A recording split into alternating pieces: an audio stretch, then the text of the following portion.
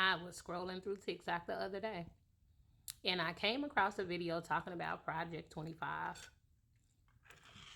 Now, if you are not familiar with Project 25, the short version of it is Trump's attempt to take away the funding for the Department of Education.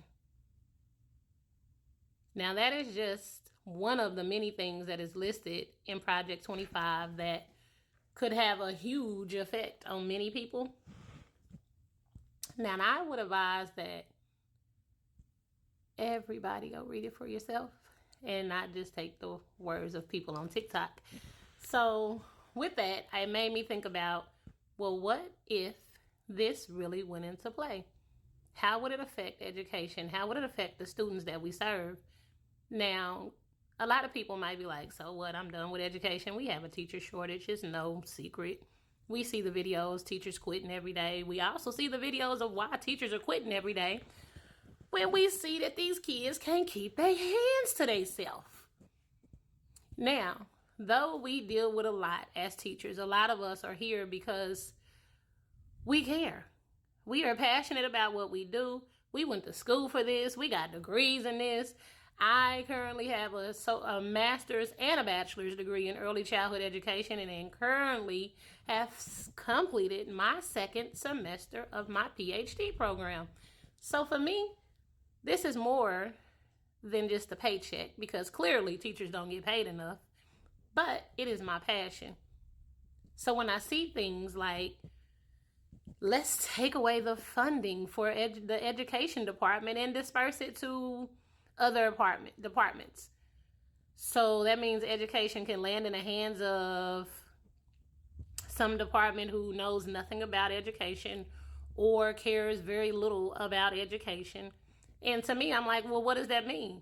Does that mean schools don't get any funding at all from the federal government? Would parents be left to pay out of pocket to send their kids to school? How would that affect education overall? And to me, either way you look at it, you swing it, you blink at it, it is saying that you need to be very cautious about how you vote and who you vote for. Do not follow trends because somebody made a joke about, well, I'm voting for Trump because Trump gave us stimulus. And we still paying back that money. If you ain't been grocery shopping lately and had to pay out of pocket, you see that money was not free money. But, so for me, it made me think like, wow, we complain as teachers. We are oftentimes burned out, frustrated, all of the above. But a lot of us love what we do. And because we love what we do, it's hard to think about what would education truly look like. We struggle now to get people to understand how much work we put in to a free education. Yes, some people already pay for their child's education, but right now, every child has a right to a free education. You take away the funding, what does that look like to all these children who are already being offered a free education? Yes, some of them have taken advantage of it. You beating the teachers, you cursing the teachers out, you come to school, you sleep, you pay little attention, you don't care. But the overall picture, the bigger picture is there is a lot of kids that I have serviced throughout the course of my teaching career, and I have taught for over 10 years. And I have enjoyed teaching for over 10 years.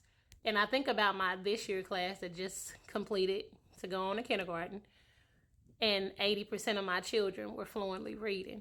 And I think about those kids, the ones that do come to school, do give their best, do push themselves daily, even at a very young age. To take away the funding for education, you lose all teachers. Because how are you funding us? Who can afford private schools on top of groceries, mortgage, rent, gas, car notes? So I'm saying, I can't tell you who to vote for, but I would advise that everybody really start to take some time. And I know a lot of people be like, our votes don't count, it's pointless. All of that. I've heard it all. I've been one of those people before.